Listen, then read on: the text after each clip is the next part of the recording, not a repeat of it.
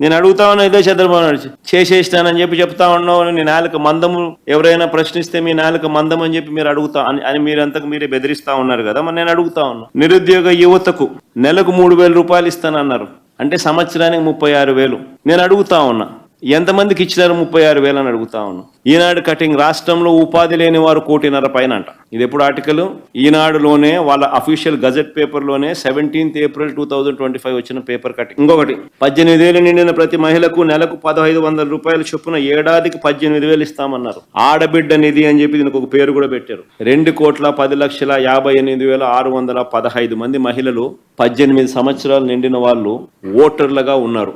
ఇందులో 60 ఏళ్ళు నిండిన వాళ్ళని తీసేస్తే బహుశా 1,80,00,000 మంది ఉంటారు. సంవత్సరానికి నువ్వు 18,000 ఇస్తానన్నావు. ఈ సంవత్సర కాలంలో ఎవరికి ఇచ్చినావని అడుగుతా ఉన్నా, ఎంతమందికి ఇచ్చావని అడుగుతా ఉన్నా.